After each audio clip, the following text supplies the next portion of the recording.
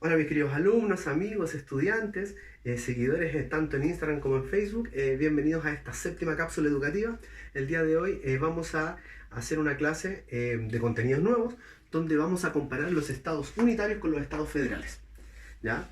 Para eso esta clase va a estar enfocada en la pizarra, así que ustedes van a tener que ir observando. Les recomiendo que estén con un cuadernito ahí anotando, así que apenas vean este mensaje, paren el video, vayan a buscar su cuaderno y vuelvan. Entonces, en el artículo 3 de nuestra Constitución se establece que la organización jurídica de nuestro país es a través de un Estado unitario. Pero no es la única forma de organización jurídica, ya que también podemos encontrar los estados federales. Entonces, como les comentaba, vamos a comparar ambas organizaciones. Vamos a partir por los estados unitarios, ¿ya? Así que ojo con lo que voy a ir colocando. Los estados unitarios se caracterizan por tener un solo centro político.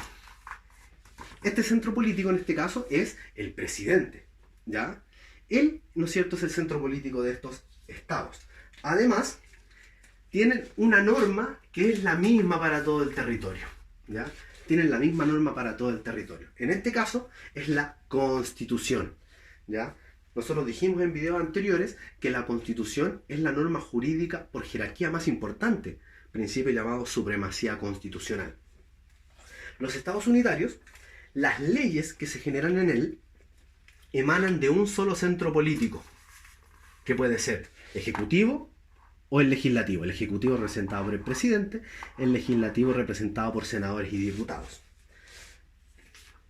En los estados unitarios, las regiones no son autónomas. Como les dije recién, nuestro país, en el artículo 3, dice que somos un estado unitario. Las regiones que tiene nuestro país, ¿no es cierto?, no son autónomas, no son independientes. Dependen, ¿no es cierto?, netamente de un centro político, como sale ahí, ¿ya?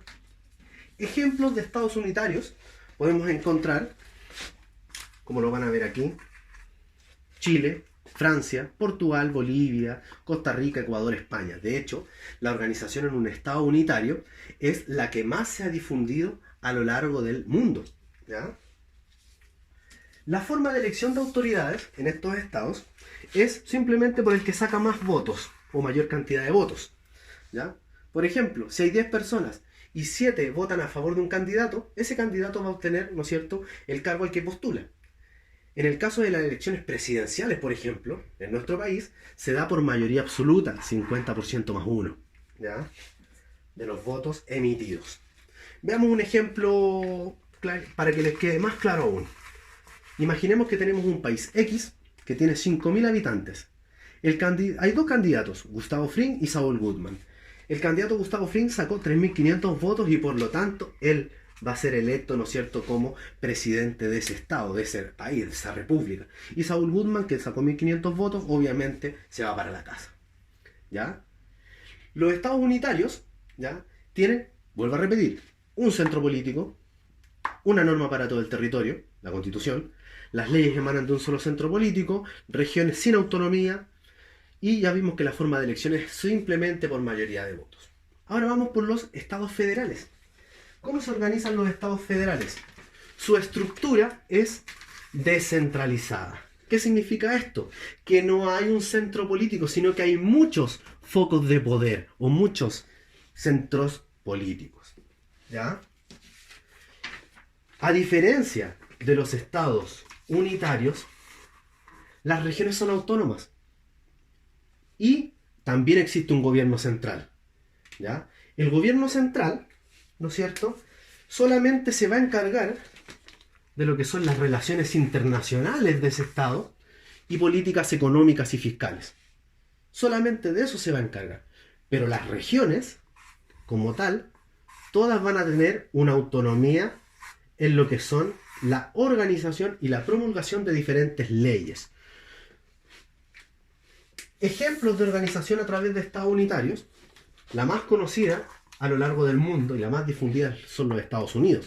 De hecho, es el estado con organización federal por excelencia.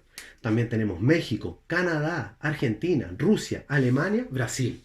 Pero obviamente el más conocido a nivel internacional es o son los Estados Unidos, ¿ya? Volvamos al ejemplo de esta estructura descentralizada y su relación con las leyes. En los Estados Unidos, de los estados o regiones que existen en Estados Unidos, en algunas regiones, por ejemplo, está aprobada la pena de muerte, mientras que en otras no. con ese claro ejemplo, damos a entender de que las regiones tienen una autonomía legal. ¿Ya? ¿Cuál es la forma de elección en los estados unitarios? La forma de elección es muy diferente a la de los estados unitarios, porque es a través de elección de representantes. Me explico. Imaginemos que tenemos un país Y con 4 regiones en total, y en total ese país tiene 1000 habitantes. ¿Ya? Esto de los representantes funciona de la siguiente forma. Tenemos la región 1, que tiene características o una economía agrícola. La región 2, una economía industrial. Región 3, una economía centrada en la pesca. Región 4, centrada en la minería. Entonces, ¿cómo se van a elegir los representantes? ¿Ya? Cada región, de acuerdo a su importancia en cantidad de habitantes o su importancia económica, va a tener más o menos representantes que otra.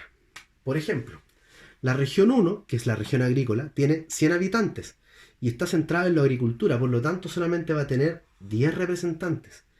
Mientras que la región 2, centrada en la industria, va a tener 150 habitantes y centrada, ¿no es cierto?, como ya dije, en el ámbito industrial, por lo tanto eso va a equivaler a 15 representantes. La región 3 va a tener 200 habitantes centrados en la pesca, o como actividad principal la pesca, por lo tanto va a tener 25 representantes. ¿Ya?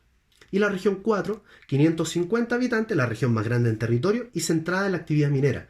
Por lo tanto, eso le va a equivaler 55 representantes. ¿Qué pasa aquí? Las personas cuando votan por así decirlo, un colegio electoral. Y ese colegio electoral va a ser el que va a elegir al presidente. De la siguiente forma. Les voy a presentar un ejemplo de resultados de una elección. Imaginémonos que para el país Y tenemos esos dos candidatos, el señor Jesse Pinkman y el señor Walter White. Y ahí están las regiones de ese país Y que vimos en el ejemplo anterior, ¿no es cierto? El señor Pinkman en la primera región sacó 90 votos, mientras que el señor White 10. En la segunda región, 90 votos el señor Pinkman y el señor Walter White 60. En la tercera región, el señor Pinkman 115 votos y 85 el señor White. En la cuarta región, 250 votos el señor Pinkman, 300 el señor White. Si lo vemos o hablamos de un total, ¿ya? Veremos que el señor Jesse Pinkman sacó mayor cantidad de votos que el señor Walter White, 545, por lo tanto él debería ser electo. Pero no, así no funciona el sistema federal. En el sistema federal funciona a través de representantes, y esos representantes van a votar todos por la que votó su pueblo, por lo que votó su región. En este caso, en la región 1, como ganó el señor Jesse Pinkman, ¿ya? Como ganó el señor Jesse Pinkman, él se llevó los 10 representantes de ese estado o de esa región. En la segunda región también ganó el señor Jesse Pinkman, por lo que él se llevó todos los representantes de esa región, lo que equivale a 15. ¿Ya?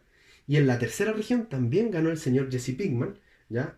Lo que equivale, ¿no es cierto?, a que él se llevó todos los representantes de esa región, que son 25.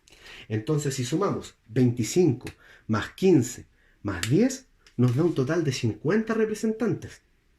Y el señor Walter White solamente ganó en un estado, pero ese estado fue el que entregaba mayor número de representantes, 55. Por lo tanto, en este sistema federal, la forma de elección favorece a que el señor White sea electo como el candidato presidencial, a pesar de que en la suma de votos sacó casi 90 o 100 votos menos que el señor Pinkman. Pero aún así, por el número de representantes y por haber ganado un estado mayoritario, le entregó todos esos representantes, que significó que finalmente él fuera electo presidente de esa república federal, que, como les vuelvo a repetir, es una estructura descentralizada, varios focos de poder, ¿no es cierto?, pero que el gobierno central se encarga solamente de las relaciones internacionales, políticas, económicas y fiscales. Espero que les haya quedado claro esta cápsula educativa, ¿ya? Lo traté de hacer de una forma muy didáctica para que todos entendieran. Ahí les dejo, igual al final de cuando me despida va a volver nuevamente la cámara a mostrar la pizarra para que ustedes puedan ahí detener la imagen y registrarlas en sus cuadernos, ¿ya? Antes de despedirme quiero mandar un fuerte saludo y un fuerte abrazo a Sigrid del cuarto F, que el día de hoy está de cumpleaños. Un fuerte abrazo, Sigrid, pásalo muy bien, ¿ya? Y nos vemos, que estén bien. Chao, chao.